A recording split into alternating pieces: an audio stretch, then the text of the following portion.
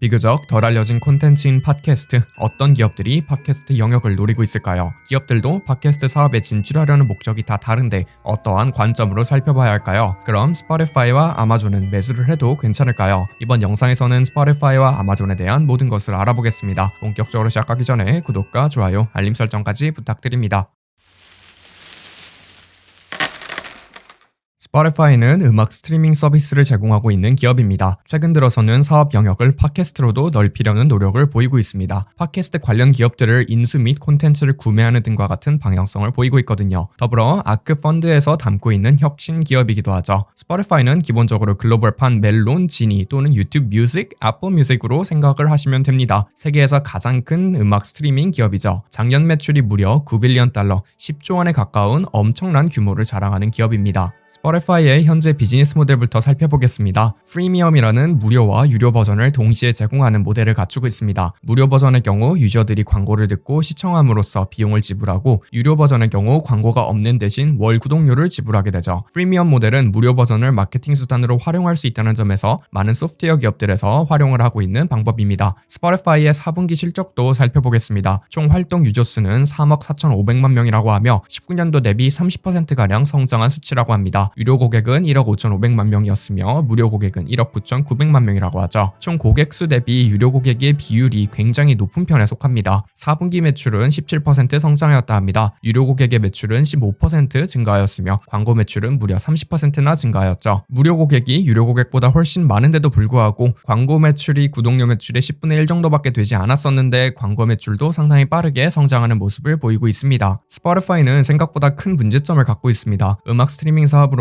현실적으로 큰 돈을 벌지 못한다는 것이죠. 아티스트 및 레이블사들에게 매출의 70%를 저작권료로 지급을 해야 한다고 합니다. 스포티파이 말로는 현재 레이블사 구조가 없어지고 음악도 D2C 형태가 되어야만 돈을 벌 수 있다고 언급을 하고 있습니다. 그럼 음악에서의 D2C 모델은 무엇일까요? 지금 대부분의 음악은 레이블사를 거쳐서 마케팅이 되고 배급이 되게 만들어져 있습니다. 즉 과거 이커머스가 등장하기 전처럼 제조사와 소비자 사이에 유통구조가 존재한다는 것이죠. 이 유통구조 때문에 저작권료가 높게 책정이 되어 있다고 스포티파이는 주장하는 것 같습니다. 만약 아티스트들이 직접 노래를 만들고 스포티파이나 유튜브 같은 채널을 통하여 배급을 한다면 D2C 모델이 형성되어 스포티파이에게 돈을 벌 길이 생긴다는 것이죠. 그래서 현재로서 스포티파이는 오디오 콘텐츠 플랫폼으로 방향을 틀고 있습니다. 단순하게 음악을 하는 것이 아닌 모든 듣는 콘텐츠들을 스포티파이 플랫폼에서 망라하겠다는 것이죠. 쉽게 오디오계의 유튜브 또는 넷플릭스가 되겠다는 느낌입니다. 더불어 유튜브과는 프리미엄 모델이라는 점 역시 굉장히 비슷하죠. 실제로 스포티파이는 팟캐스트에 상당한 돈을 투자하고 있습니다. 팟캐스트 시장에 대해서도 살짝 소개해드려 볼게요. 현재 애플의 팟캐스트가 미국에서 사용량이 가장 높다고 합니다. 미국 외 글로벌 시장에서는 스포티파이가 1위인 국가들도 상당히 많다고 하죠. 현재 220만 개의 팟캐스트 콘텐츠들을 보유하고 있으며 3년 전에는 2,500개밖에 없었다고 합니다. 엄청나게 빠른 속도로 성장을 하고 있는 것이죠. 저희가 팟캐스트란 단어를 들을 때 누가 그걸 듣냐 또는 지켜보기에 시장이 너무 작은 거 아니냐 라는 식의 반응이 나오실 겁니다. 하지만 미국인의 무려 32%가 소비하는 콘텐츠가 팟캐스트라고 합니다. 더불어 이 수치는 증가하고 있기에 미래에는 누구나 음악처럼 듣는 콘텐츠가 될 가능성이 높은 것이죠. 애플은 이미 뛰어들어 있고 뒤에서 소개할 아마존 역시 눈독 들이고 있는 사업 영역이기에 구독자 여러분들도 잘 알아두셔야 한다 생각합니다. 저는 개인적으로 영상 콘텐츠랑 동급으로 봐도 된다고 생각하고 있죠. 다만 팟캐스트 시장에도 문제점이 역시나 존재합니다. 광고로 수익 창출이 되지 않고 있다는 점이죠. 팟캐스트 광고 매출이 연 1빌리언 달러 이하였는데 온디맨드가 아닌 라디오 광고 매출이 12빌리언 달러라고 합니다. 쉬운 말로 돈이 안 된다는 것이죠. 좀 자세히 들여다보면 광고를 팟캐스트에 어디에 삽입을 해야 하는지, 뒤, 앞, 중간에 넣어야 하는지 등과 같은 배치 문제도 사실 해결이 된 것 같아 보이진 않습니다. 당연히 타겟 마케팅, 소비자들에게 가장 알맞는 광고를 매칭시켜줘야 하는데 영상과는 다르게 어떤 광고를 매칭시켜줘야 할지 결정이 되지 않기도 한 것 같고요. 제가 생각하기에 가장 큰 문제는 소비자는 듣기만 하고 있기에 구매, 가입, 이동과 같은 연계 활동으로 이어지기 어렵기에 수익 창출이 잘 안 되고 있는 게 아닌가 싶습니다. 실제로 구글도 유튜브를 사고 몇 년간 수익화를 어떻게 해야 하는지 고민을 했다고 합니다. 이 문제를 만약 스포티파이가 훌륭하게 해결한다면 스포티파이의 현재 있는 단점이 해결되는 것이죠. 스포티파이에 대한 개인적인 생각도 나눠볼게요. 이미 논조에서 들켰겠으나 저는 개인적으로 팟캐스트 시장이 가능하다고 생각합니다. 최근 클럽하우스라는 음성 기반 SNS를 잠깐 해봤는데 생각보다 시각 자료 없이 음성으로만 제작된 콘텐츠의 중독성이 강하더라고요. 문제는 수익화로 어떻게 연결시키냐라는 문제인데 이 문제를 해결할 수 있는 것 같은 기업의 베팅을 하는 것이 팟캐스트 테마 투자의 포인트 같습니다. 팟캐스트에 눈독을 들이고 있는 다른 기업은 아마존이라고 언급을 드렸었죠. 아마존은 현재 미국에서 가장 큰 이커머스 기업입니다. 미국 이커머스 시장의 40%를 먹고 있는 기업이죠. AWS라는 클라우드 산업에도 발을 담그고 있습니다. AWS가 아마존의 캐시카우라고 불릴 정도로 엄청난 수익률을 자랑하는 사업이죠. 오늘 집중하여 볼 영역은 아마존이 프라임 기반으로 형성한 콘텐츠 장벽입니다. 아마존은 생각보다 다양한 콘텐츠 사업을 하고 있습니다. 아마존 뮤직, 킨들, 프라임 비디오, 어디블 등 저희에게 비교적 잘 알려진 사업들을 하고 있죠. 이외에도 루나라는 클라우드 게이밍 플랫폼 역시 운영을 하고 있어 게이밍 영역에도 베팅을 하고 있습니다. 트위치라는 실시간 스트리밍 서비스도 보유하고 있어 개인 영상물 콘텐츠 시장에도 꽤나 큰 파이를 가지고 있죠. 최근 원더리라는 기업을 인수하며 아마존 뮤직 아래의 두어 팟캐스트 시장에도 진입을 하였습니다. 아마존의 프라임 전략은 여러 영상에 거쳐서 언급을 드렸었죠. 여러 가지 이유가 있겠으나 콘텐츠를 통하여 소비자 취향을 분석하고 아마존에서 가장 적합한 물건을 추천해줘 물건을 사게 만드는 것이 가장 1차원적인 목적이라고 볼 수 있겠습니다. 이외에도 프라임을 구독하면 다른 콘텐츠 구독을 하지 않아도 되는 부가적인 목적들도 있겠죠. 더불어 비슷한 맥락으로 소비자 취향을 분석하여 알맞은 광고를 보여줘 소비자가 물건을 구매로 이어지도록 연결시켜주는 역할도 프라임의 콘텐츠들이 담당을 합니다. 즉 제 생각에는 아마존 입장에서 팟캐스트로 구독료를 통한 수익 창출보다는 소비자 데이터 수집 및 광고에 대한 중요도가 더 높아 보이죠. 원더리라는 기업은 2016년도에 만들어진 팟캐스트 콘텐츠를 제작 및 온디맨드 서비스를 제공하는 기업입니다. 온디맨드란 원할 때 원하는 것을 시청할 수 있는 서비스로 넷플릭스가 대표적이겠죠. 팟캐스트 콘텐츠들 중에서 상위 10위권을 최단 기간 안에 진입한 기업으로 유명하다 합니다. 애플 팟캐스트에서 1위를 한 콘텐츠를 다수 보유하고 있다고 하죠. 여기까지 봤을 때 제가 드는 생각은 결국 어떤 기업이 어떤 콘텐츠를 가지고 있는지 싸움을 하는 모습입니다. 스트리밍 전쟁 2부를 보는 느낌이죠. 한때 디즈니는 수년에 걸쳐서 마블, 폭스, 루카스필름 등을 인수하여 여러 가지 지적 재산권을 가져왔죠. 또 AT&T 역시 워너를 인수하며 스트리밍 사업에 뛰어들었습니다. 넷플릭스는 오리지널 콘텐츠 생산, 지적 재산권 생산에 엄청난 돈을 쏟아부었죠. 팟캐스트 시장 역시 비슷하게 누가 영향력 있는 인물을 섭외하는지, 누가 재미있는 콘텐츠를 생산하는지가 가장 주요 경쟁력으로 작용하고 있습니다. 단순하게 팟캐스트를 들을 수 있는 플랫폼을 제공하는 것만으로는 부족한 것이죠. 과거 디즈니와 같은 기업이 콘텐츠를 생산하고 영화관에서 상영을 하는 모델이 스트리밍으로 인하여 붕괴된 것과 비슷해 보입니다. 스포티파이나 아마존이 직접 콘텐츠도 만들고 콘텐츠 배급도 직접 해야만 경쟁력이 있다는 것이죠. 기본적으로 콘텐츠 시장 자체를 제가 좋아해서 오늘 내용은 다소 편향되게 만들어진 것 같습니다. 어쨌든 미래에는 여가 시간이 많아질 테니 저는 얼마든지 콘텐츠 시장의 성장 여부는 좋게 보고 있거든요. 다만 저는 팟캐스트 시장을 볼 때 이분법적으로 스포티파이냐 아마존이냐 애플이냐를 따지는 것은 다소 의미가 없다고 생각합니다. 결국 콘텐츠라는 것은 우리의 한정된 시간을 얼마나 뺏을 수 있는지가 경쟁력이거든요. 즉 우리가 노는 행위를 도와주는 모든 기업들, 페이스북, 넷플릭스, 아마존, 구글, 게임 기업들인 액티비전, 테이크투, EA,